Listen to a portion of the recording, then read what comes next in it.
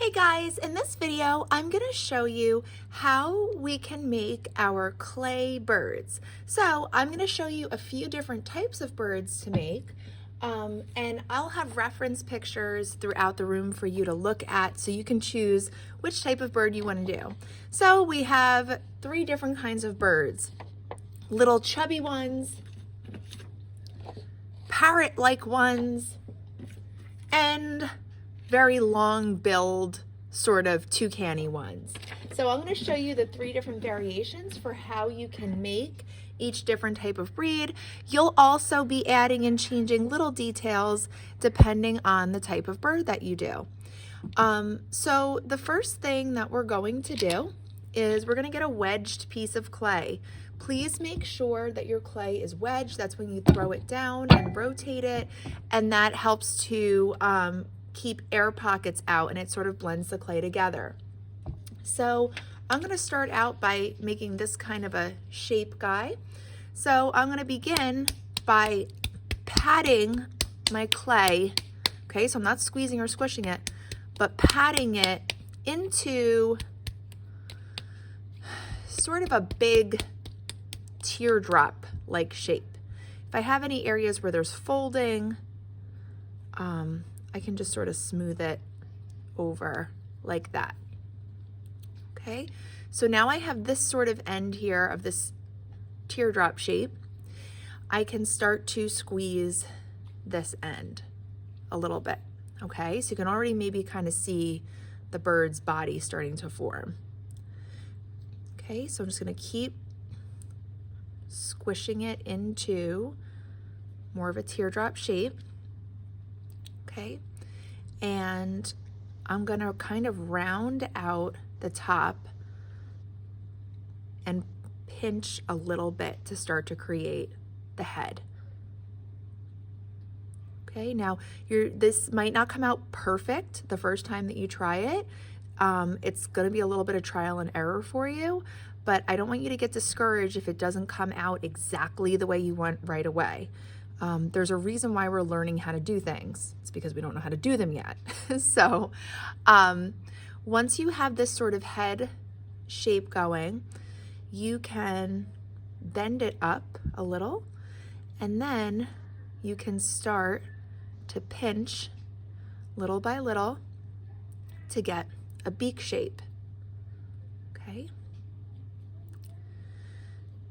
so you can kind of see the basic shape of the bird. Now, if you have a longer tail on your bird, you can do one of two things.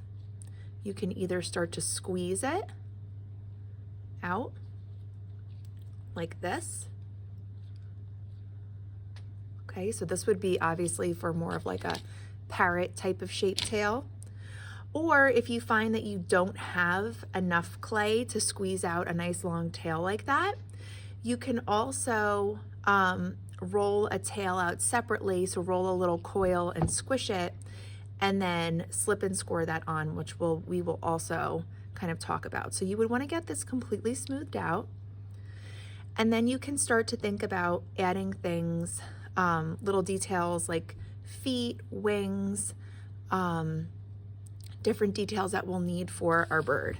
So in order to make the little wings on the side, if your bird has little tiny wings like this, you can take a skewer and you can sort of draw them into the side like I did here. So again, it's that teardrop shape.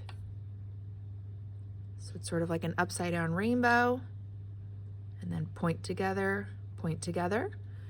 And then you can draw these little sort of like long, skinny ovals to get that pattern of the feathers. You can also really look carefully. Some of them have like tiny feathers at the top, very long feathers at the bottom. So really look at that reference picture.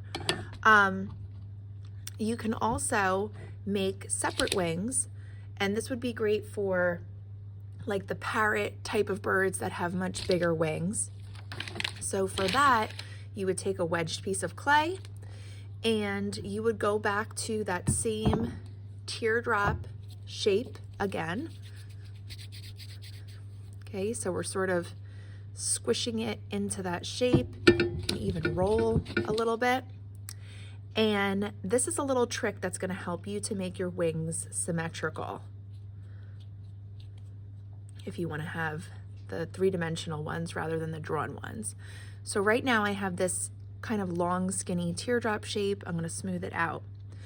I'm going to take a cutting tool and I'm going to cut it in half right down the center. And that's going to help me to have two symmetrical or equal wings. Then I'm going to flatten them a little. Okay. Now when I go to attach them to the bird, I have to do something called slipping and scoring. So slipping and scoring is when you score, so you scratch the surface of the thing that you are attaching, as well as the surface of the thing you are attaching it to. It's really important that you do this. If you don't score, you will have, when it dries, your pieces will fall off, I promise you. They'll stick right now because the clay is wet, but they will definitely fall off. So then I'm going to add some water on there, and it sort of mixes with the clay dust and creates slip, which is sort of like a clay glue. And then I'm going to press it on,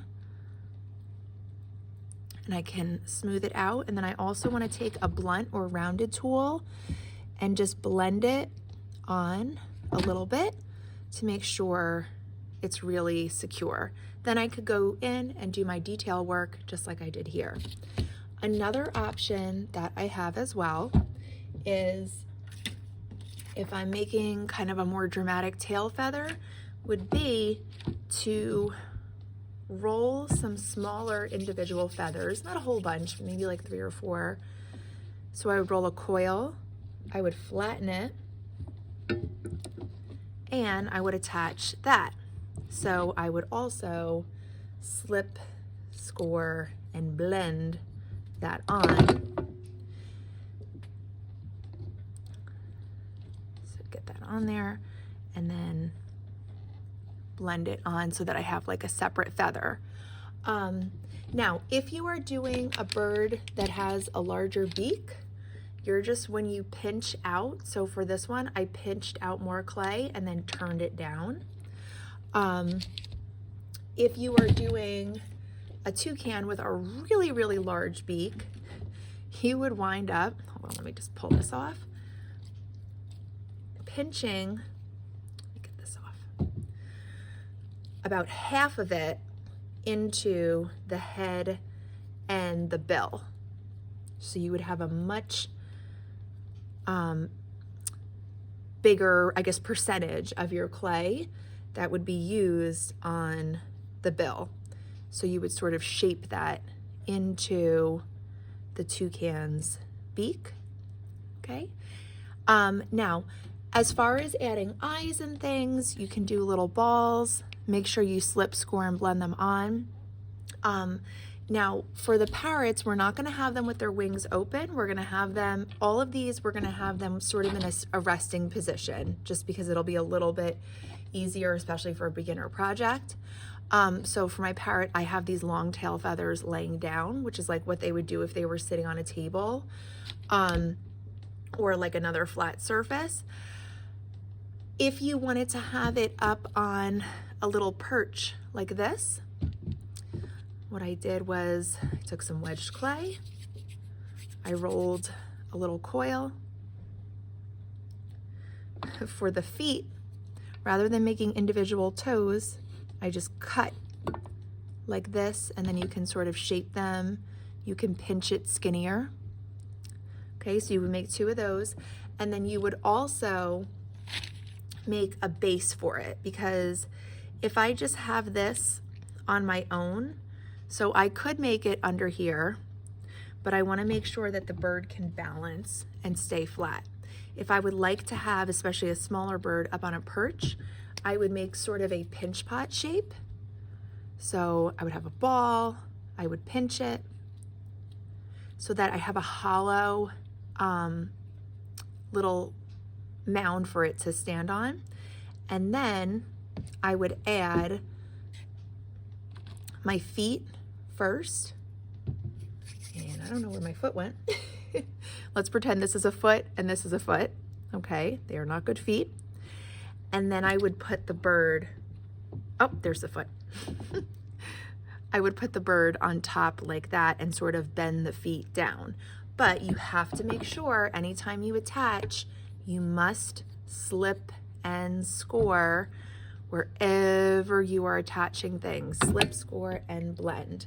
Now at the very end, because these are going to be solid and very, very thick, I am going to dig the middle out of your bird so it's hollow, because otherwise it will take a million years to dry and will be very heavy and will also be more likely to break in the kiln. So have lots of fun. And don't be afraid to make mistakes and understand that this might be the first time that you're making a ceramic bird from scratch. So it might not look exactly like the 40-year-old art teacher's bird in the instructional video that you made the first time you try. Good luck and have fun and be creative.